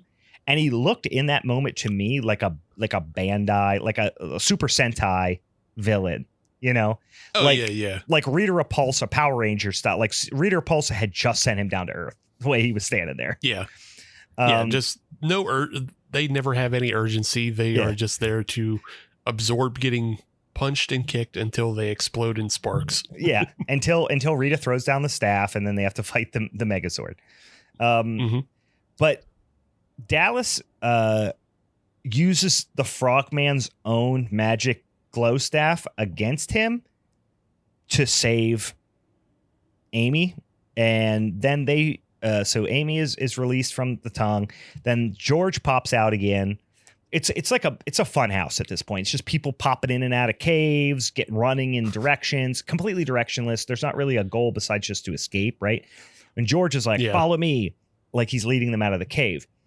Well, I thought that George was going to turn out to do something bad at this point. Like he was going to lead them back into the cave to like distract, and basically like sacrifice them so he could save his granddaughter or something. But he just doesn't. He just leads them out in the cave and he's like, hey, follow this creek and you'll go back to town or whatever. And they're like, oh, aren't you coming? He's like, nah, I got to go back in because I got to save my granddaughter. But we never get any conclusion to that at all because and we think there's going to be, we have a couple minutes left in this movie. Something's going to happen. Now they just go back to town. And then they get close to town. You can kind of see the lights of town. And Dallas is like, hey, we did it. We got back. And Amy just like breaks down and cries for a long time. And you thought like she was going to turn into a frog or she was going to give birth to a pollywog or something. But no, it just kind of cuts. And we get this text update that says, basically no one took this footage seriously. Scotty's still missing. Dallas and Amy haven't seen each other in a year. They didn't end up together. Oh, and also George and his granddaughter were never seen again. and I'm like, oh man, that was pretty abrupt. And then we see that the credits roll, but that was the credits of Dallas's movie. So this the documentary inside the found footage mockumentary. So we're like Inception level found footage documentary mockumentary happening right now. But we see that was the end credits, and Frogman has premiered at presumably some sort of film festival. And, Fantasia Fest. Yeah, and they're clapping and it gets a real big ovation. Like it's a big pop, right? The crowd loved it certainly more than we did, but they're really loving the whole thing. And some guy comes up on stage and he's like, hey, hope you like Frogman. Now, welcome the director, Dallas fucking what's his name? And then he doesn't come up and it's like, Dallas, what's his name? Where you at, buddy? Come up on stage. And then we cut to the, backstage to the green room or whatever, who knows. And Dallas is just sitting there. And we keep hearing the guy keep introducing him, like starting to get a little panicky. Where's he at? And we're just seeing Dallas like stare off distantly. So, we're like, oh, Dallas is I don't know, traumatized by the whole thing. He lost his marbles, whatever. And then we get a few more credits. Then we get another scene, and he's not responding to the request to go up on stage, but the people are chanting his name because that's how much they love this documentary. And then you look down, and Dallas has the staff, Frogman staff. Yeah, and then the real credits hit, and that's the end of the movie. So the question, of course, it's left purposefully open-ended. The question becomes, what is Dallas going to do with the staff? Is he just there to finally prove to, like, is that stick going to prove anything? The answer is no. So I like to believe that he is about to blast the whole audience with Frogman magic.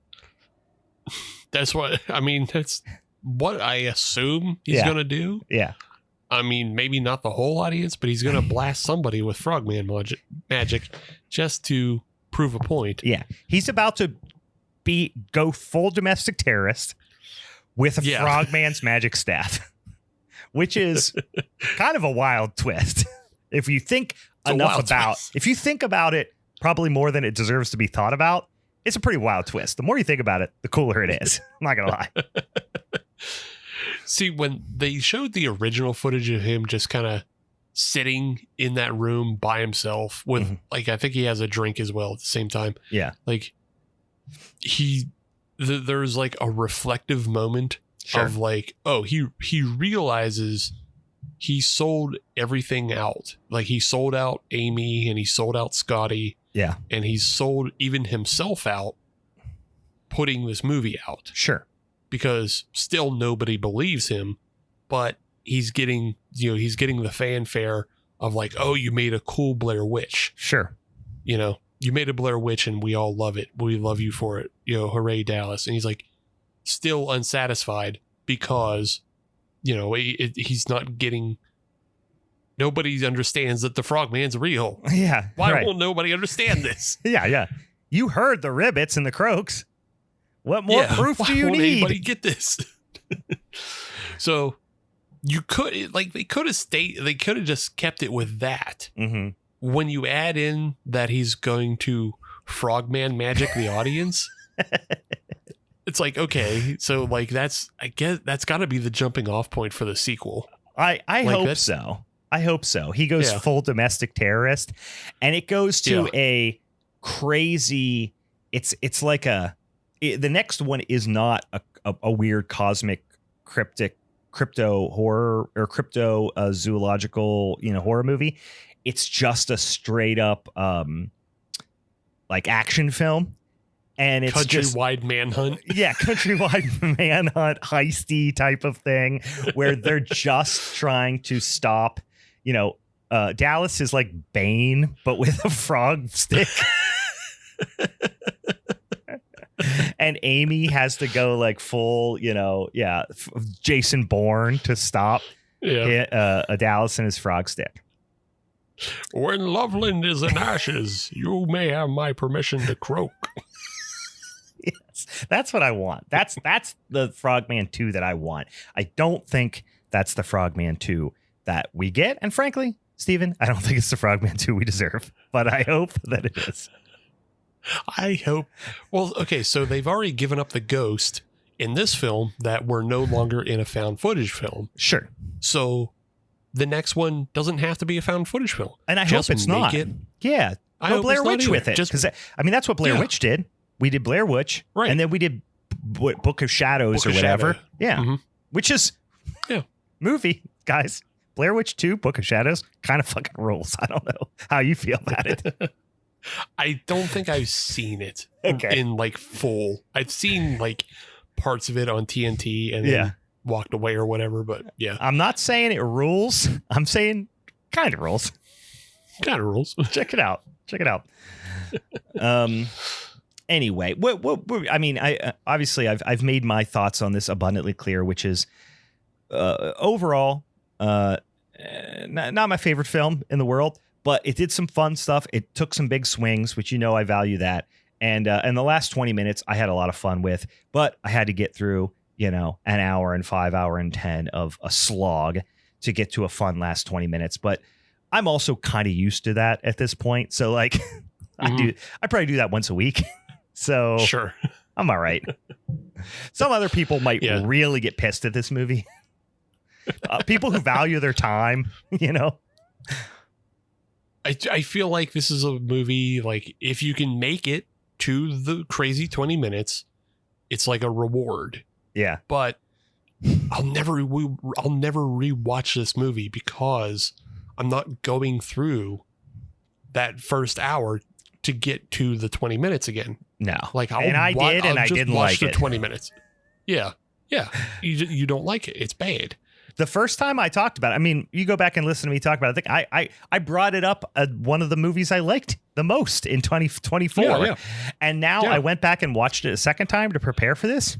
Did not care for it. But that's because all the fun I had in the last 20 minutes was spent the first time.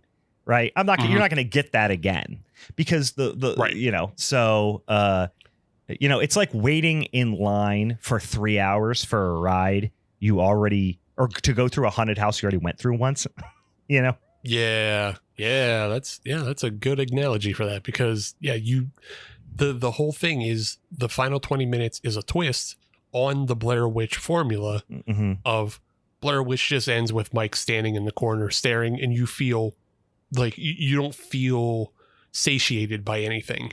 Whereas you get to the final 20 minutes of this film, it's frog pregnancy, frog cult, wizard staff.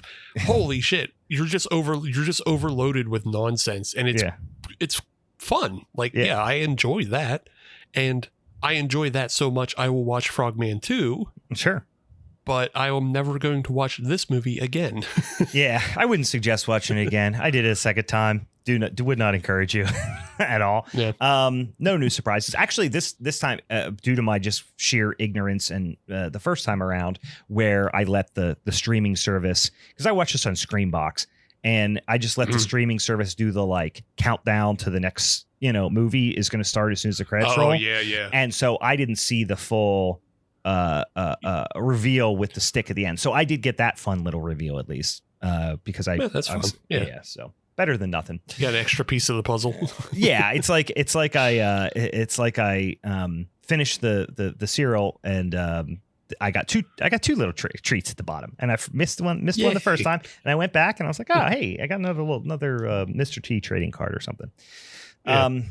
I mean, if you watch the credits even further, you get the extended cut of the frog chant, so you can really just get into the river crow.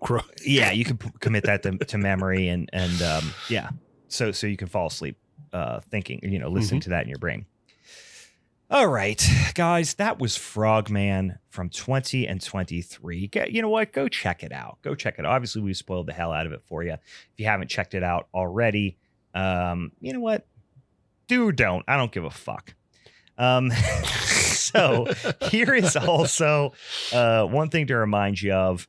Go check out us on the social medias at Halloween is Forever this week on Instagram and vote in our poll in our Instagram story whether you want us for the wonderful month of February for our showdown topic to be Bill Moseley Massacre, Overlooked Anthologies, or Worst Remakes. And also, if you have suggestions for those movies, for any of those movies for those topics, rather, send them our way because there's a lot of fun ones in there, and there's going to be some deep cuts as well. All right, Steve, reveal to us what your non-horror suggestion is it a TV show? Yeah, it's a TV show. So first, Von Trapp Troston, excellent. Smoked dark lager, still love good. That beer. I love that beer now. But I had Jeff Bezos beam something into my head because I was watching a series on Prime and I fell asleep. And then I woke up to a new series in my head, and it is the most batshit thing I've ever seen. Nice. And I couldn't believe that it existed. It's a show from 1994. Okay. Called Space Precinct. Space Precinct. Yeah, Space Precinct. and it's a TV show that lasted for one season, 24 episodes. It was made in Britain to be shown over here. Okay. And it is so dumb, but it is so crafty. So the setup is a guy who was a cop on Earth is now a cop on a space station overlooking another planet. Okay. And it's full of aliens. Yeah. But it's just still doing the same cop procedural, but with aliens. It's like NYPD Blue, but with aliens. Right. But it's also super, super fucking dumb. Yeah. Okay, so here's a plot line of one episode I'll give you. Yeah. Well, I'll give you two, actually. One is just Terminator. They just do Terminator for one episode. Sure. But time travel and going back to kill the person who's going to end the world and whatever. Yeah. Yep. So they do Terminator for one episode. Another episode is there's a separatist group of aliens who go around conquering worlds. Okay. And nobody knows how they conquer the worlds. But how they conquer the worlds, or how they're going to conquer this world, is that they have been illegally importing golden retrievers from Earth. And yeah, like immediately your face just went. Yeah. Well, and also, as you said that, I'm just looking down at my golden retriever, just laying there like a fucking idiot on the floor, just looking up at me. Yeah. So they illegally import golden retrievers, and then they say they had this shell company they say developed a vaccine for the dogs to live off Earth, because otherwise they get sick from space rabies or whatever. Yeah, they get a space flu and they die. Mm-hmm. So they say they got a vaccine for the dogs. Mm-hmm. So now they're vaccinating the dogs and then giving the dogs out to people. Mm-hmm. Now, the dogs aren't actually getting vaccinated. They're getting injected with a reagent that they hit with a sonic button to do assassinations because it turns the dogs crazy. Oh my God, it's a Manchurian candidate dog. They do Manchurian candidates with dogs. It's Manchurian candidate golden retrievers. Wow, but I like that a lot. You have these insane plot lines. Everything there are so many extras with the alien makeup on, and all of the cityscapes are like these amazing miniatures. And where is this streaming? Did you say? And I missed it. It's streaming actually on a lot of places, but it's on Prime /Freevee right now. I think it's also on Roku and Plex. So yeah, it's free everywhere you watch it, but it just came out of nowhere. Like Jeff Bezos beamed it into my head. I've never seen such a thing before. And it's just the most insane show I've ever watched. But there's something it's super charming because everything is so stupid and bad, but the craftsmanship is so great. I don't know. I love this show. I'm in love with it. I can't stop thinking about it. Actually, Dan in the chat here might be onto something here. Maybe the reason that Jeff Bezos zoomed this into your brain is because RFK Jr. is going to remake this, and he wants to drum up some interest, and he's going to remake this. He's taking all the money out of the Department of Education or Department of Health or whatever he's going to be in charge of, and just putting all that money into remaking this series, and it's going to be shown at all the new re-education or camps. They just might do it in real life, because the first time Trump was president, we had the creation of we had the creation of Space Force. Well, now we're just going to have Space Precinct, and we're going to have space cops. So nice. Yeah, we might just get it in real life. I like that. And then Manchurian candidate dogs. I like that too. I like all this. I like all this stuff. Lasers, squirrels with lasers strapped to their backs. I like all this stuff. All right. Anything else we got to throw out here before we wrap this sumbitch up? No, I don't think so. All right. Well, guys, we're back on our bullshit here at 20 and 25. So we'll have minisodes for you the rest of the month, and then get ready and go vote for what you want that February Showdown topic to be. And as always, send us recos. Send us recos. Slide in the DMs if you feel so inclined. We're always looking for fun. This time of the year, I like to switch it up and find some new stuff. I was on the big J horror kick and just a lot of Asian horror as well, Korean and J horror. And now I'm on this anime kick. And, you know, maybe after I'm done with Cowboy Bebop, I'm in the mood for a change. I need something new. Send us Space Precinct. I'm already going to watch Space Precinct, but give me what's coming up after Space Precinct. All right. For the Halloween's Forever crew, I'm Brian. And Space Precinct. You're not Space Precinct. But when you immediately, as soon as you said Golden Retriever, I looked down at my dog and he looked up and I think he heard you. So yeah, well, he knows. Just don't let him get hit with the sonic beams and then he won't kill you. All right, I might be dead. Bye. Bye.